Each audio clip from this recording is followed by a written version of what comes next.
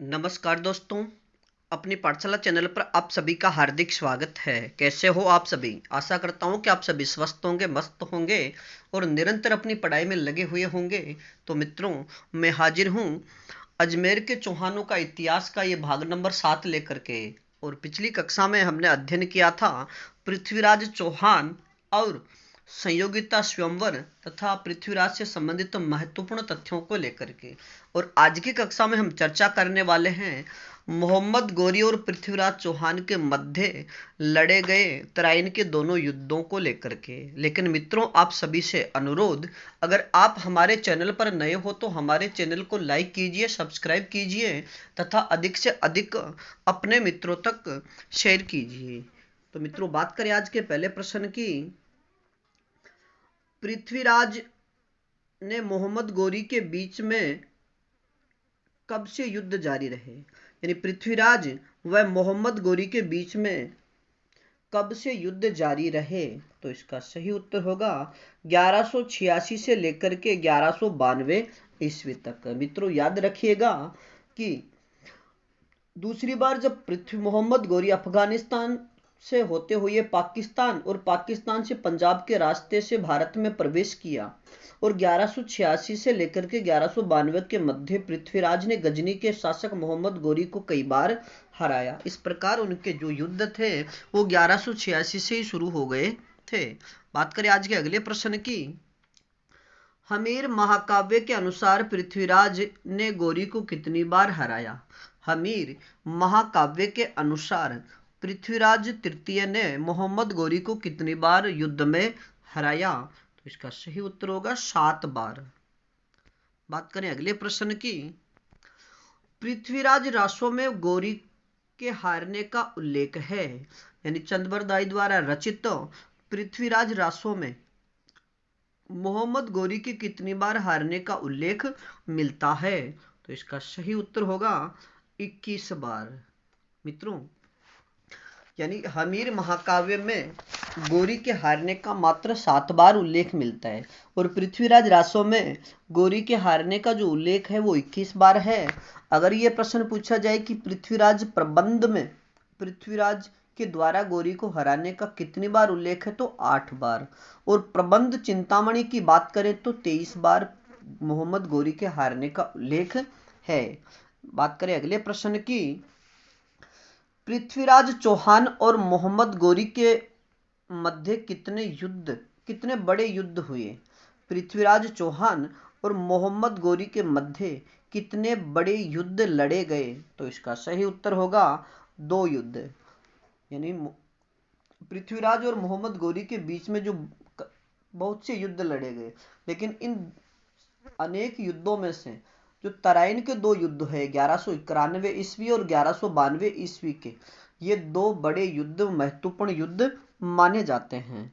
बात करें अगले प्रश्न की। तराइन का प्रथम युद्ध कब लड़ा गया? तराइन का प्रथम युद्ध कब लड़ा गया? तो इसका सही उत्तर होगा 1191 ईस्वी को। अगला प्रश्न, तराइन का मैदान कहाँ स्थित है? तराइन का मैदान कहाँ स्थित है? तो इसका सही उत्तर होगा करनाल, हरियाणा में। मित्रों, याद रखिएगा कि जो तराइन का प्रथम युद्ध है यह 1191 ईस्वी में पृथ्वीराज चौहान तृतीय और मोहम्मद गोरी के मध्य लड़ा गया था और तराइन का जो मैदान है वो करनाल, हरियाणा में स्थित है। बात करें अगले प्रश्न की। 1191 में मोहम्मद गोरी ने किस किले पर कब्जा कर लिया था? 1191 ईस्वी में मोहम्मद गोरी ने किस दुर्ग पर अधिकार कर लिया था? तो इसका सही उत्तर होगा बठिंडा के दुर्ग पर। मित्रों, याद रखिएगा कि बठिंडा दुर्ग को तबर-ए-हिंद या सरहिंद के नाम से भी जाना जाता है। अगला प्रश्न, मोहम्मद गोरी ने बठिंडा दुर्ग पर किसे नियुक्त किया था? मोहम्मद गोरी ने बठिंडा दुर्ग पर अधिकार करने के बाद उस दुर्ग पर किसे नियुक्त किया? तो इसका सही उत्तर होगा काजी जियाउद्दीन को। मित्रों, याद रखिएगा कि 1191 ईस्वी में मोहम्मद गोरी ने तबर ए हिंद या सरहिंद के नाम से प्रसिद्ध बठिंडा दुर्ग पर अधिकार कर लिया और वहां पर काजी जियाउद्दीन को नियुक्त किया। और बठिंडा को लेकर के पृथ्वीराज चौहान और गौरी के मध्य विवाद हो गया। पृथ्वीराज ने तबर ए हिंद पर आक्रमण कर काजी जियाउद्दीन को बंदी बना लिया, जिसे बाद में एक बड़ी धनराशि के बदले रिहा कर दिया था। अगला प्रश्न, तराइन के प्रथम युद्ध के समय दिल्ली का गवर्नर कौन था? तराइन के प्रथम युद्ध के समय दिल्ली का गवर्नर कौन था? तो इसका सही उत्तर होगा गोविंद राय। मित्रों, तराइन के युद्ध में गौरी के हमले में राजा गोविंद राय, जो दिल्ली का गवर्नर था, के दो दांत टूट गए थे और गोविंद राय ने प्रत्युत्तर में भाले से गौरी पर वार किया, जिससे गौरी बुरी तरह घायल हो गए और उसके साथी उसे सकुशल गजनी ले गए थे। विजय के जोश में पृथ्वीराज ने भागती हुई सेना का पीछा नहीं किया था। बात करें अगले प्रश्न की, तराइन के प्रथम युद्ध में गौरी के घायल होने पर उसके साथी उसे कहां ले गए थे? तराइन के प्रथम युद्ध में गौरी के घायल हो जाने पर उसके साथी उसे कहां ले गए थे? तो इसका सही उत्तर होगा गजनी। बात करें अगले प्रश्न की, तराइन के प्रथम युद्ध में पृथ्वीराज की भूल मानी जाती है। तराइन के प्रथम युद्ध में विजय के बाद पृथ्वीराज चौहान की सबसे बड़ी भूल क्या मानी जाती है? तो इसका सही उत्तर होगा गौरी की भागती हुई सेना का पीछा नहीं करना। मित्रों, याद रखिएगा कि पृथ्वीराज की यह सबसे बड़ी उदारता थी कि गौरी इस युद्ध में हार गया था और हार करके जब वो भाग रहे थे उस समय इतिहासकार मानते हैं कि पृथ्वीराज ने गौरी की भागती हुई सेना का पीछा नहीं किया। यही उसकी सबसे बड़ी भूल है। बात करें अगले प्रश्न की, तराइन का द्वितीय युद्ध कब लड़ा गया? तराइन का द्वितीय युद्ध कब लड़ा गया? तो इसका सही उत्तर होगा 1192 ईस्वी को। मित्रों, बात करें आज के अगले प्रश्न की, तराइन के द्वितीय युद्ध में मेवाड़ से कौन आया था? तराइन के द्वितीय युद्ध में मेवाड़ से कौन आए थे या आया था? तो इसका सही उत्तर होगा समर सिंह। बात करें अगले प्रश्न की, तराइन के द्वितीय युद्ध में कौन विजयी हुआ? तराइन के द्वितीय युद्ध में कौन विजयी हुआ? तो इसका सही उत्तर होगा मोहम्मद गौरी। मित्रों, बात करें अगले प्रश्न की, पृथ्वीराज रासो के अनुसार गौरी पृथ्वीराज को कहां ले गया था? पृथ्वीराज रासो के अनुसार मोहम्मद गौरी पृथ्वीराज को कहां ले गया था? तो इसका सही उत्तर होगा गजनी। मित्रों, याद रखिएगा कि मोहम्मद गौरी पृथ्वीराज को छल से जीतना चाहता था, इसलिए उसने पुनः कहलवाए कि वह युद्ध नहीं अपितु संधि करना चाहता है। पृथ्वीराज थोड़ी सी सेना, समर सिंह जो मेवाड़ का शासक था और गोविंद राय जो दिल्ली का गवर्नर था, के साथ तराइन के मैदान में पहुंचा। पृथ्वीराज की सेना संधि के भ्रम में थी। सुबह जब राजपूत सेना बिखर पड़ी थी, उस समय गौरी की सेना ने आक्रमण कर दिया और इस अचानक आक्रमण से राजपूत घबरा गए। पृथ्वीराज भी घोड़े पर बैठकर युद्ध के मैदान से भाग गया और गौरी की सेना ने पृथ्वीराज को सिरसा के पास पकड़ा और वहीं पर मार गिराया था। लेकिन पृथ्वीराज रासो के अनुसार पृथ्वीराज इस द्वितीय युद्ध में हार जाते हैं और गौरी उसे गजनी ले जाते हैं। बात करें अगले प्रश्न की, पृथ्वीराज चौहान तृतीय की छतरी कहां बनी हुई है? पृथ्वीराज चौहान तृतीय की छतरी कहां बनी हुई है? तो इसका सही उत्तर होगा काबुल में, यानी काबुल गजनी में इनकी छतरी बनी हुई है। बात करें आज के अगले प्रश्न की, पृथ्वीराज स्मारक कहां बना हुआ है? पृथ्वीराज स्मारक कहां बना हुआ है? तो इसका सही उत्तर होगा तारागढ़ दुर्ग अजमेर जाने वाले मार्ग के मध्य। मित्रों, याद रखिएगा कि पृथ्वीराज यानी गौरी पृथ्वीराज को बंदी बनाकर जब गजनी ले गया था, तो गौरी के दरबार में पृथ्वीराज को निगाहें झुकाने के लिए कहा गया, लेकिन पृथ्वीराज ने निगाहें नहीं झुकाई तो गौरी ने उसकी दोनों आंखें फुड़वा दी थी। पृथ्वीराज का दोस्त व दरबारी कवि चंद्रबरदाई फकीर के वेश में उससे मिलने गया, वह गौरी के पास पहुंचा और कहा कि पृथ्वीराज शब्दवेदी बाण चलाने में निपुण है, आप उसके शब्दवेदी बाण चलाने का तमाशा देख सकते हो। गौरी ने कहा, वह मेरा कहा नहीं मानेगा। तब चंद्रबरदाई और पृथ्वीराज को मिलाया गया। पृथ्वीराज अपने दोस्त की आवाज पहचान गया और वह शब्दवेदी बाण चलाने के लिए कहा। गौरी ने दरबार लगाकर पृथ्वीराज को बुलाया।